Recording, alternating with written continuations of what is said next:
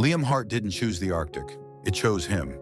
He stood on the edge of the sea ice, boots buried in powdered snow, the wind clawing at his jacket.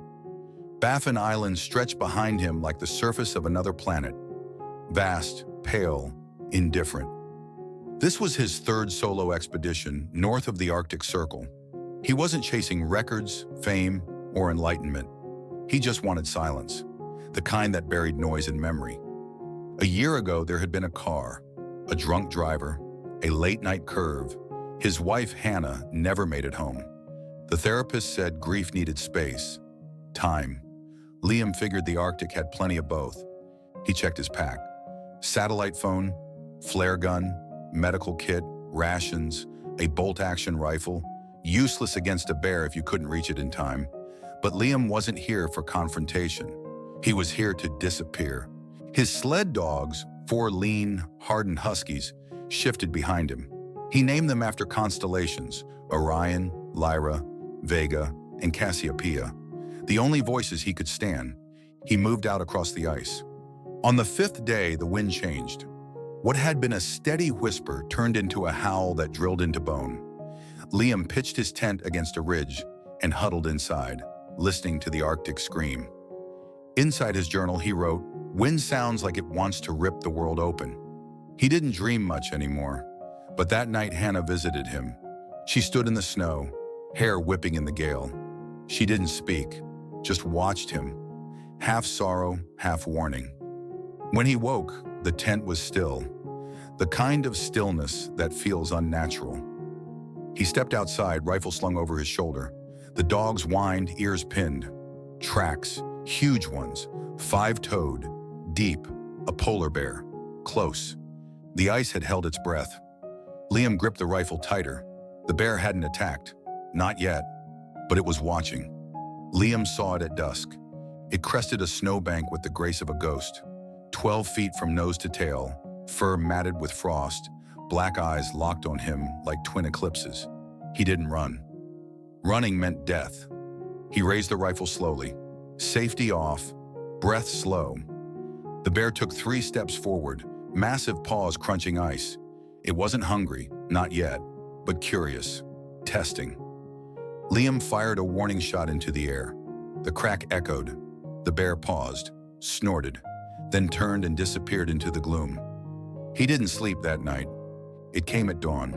A sound, low, guttural, woke Liam seconds before the crash. The tent collapsed. A massive weight pinned him.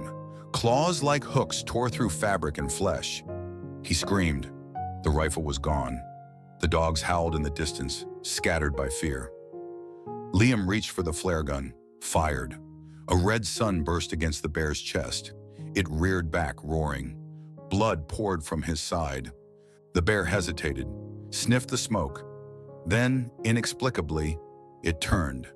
Liam lay bleeding on the snow, watching it vanish into the white. He should have died. The wound in his abdomen was deep, ragged, every breath stabbed. He tore his sleeping bag into strips, packed snow into the torn muscle, wrapped it tight with duct tape. Improvised triage. He began to crawl, 10 miles to the last GPS checkpoint. No food, no sled. The dogs had fled. The Arctic didn't notice. The sun never set. Hours bled together. He hallucinated. Hannah walking beside him, humming the song she played on lazy Sundays.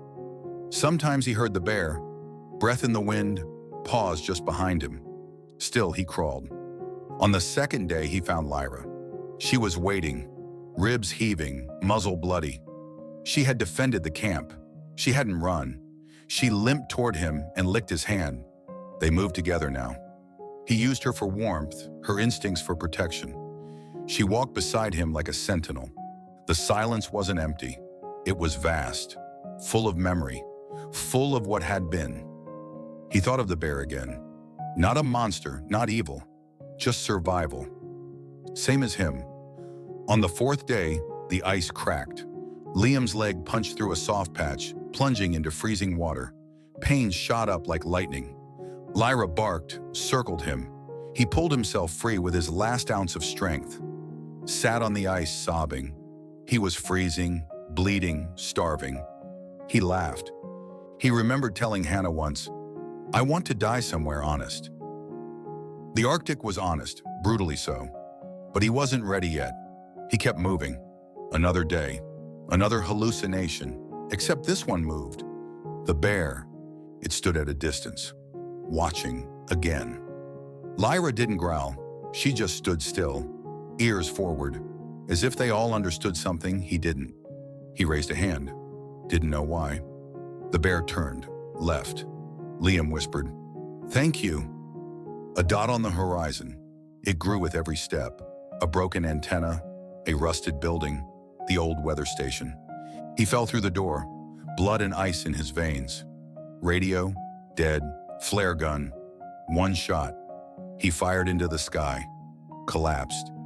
He woke in a hospital bed, frostbite, deep lacerations, infection. Survived? The doctors called it a miracle. Liam didn't call it anything. He just stared at the snow outside the window. 3 of the dogs were recovered. Lyra never left his side. The bear? No one believed him. But he remembered. The eyes, not hunger, recognition. The Arctic didn't forgive. It didn't punish. It just watched. And this time it had let him live. The end.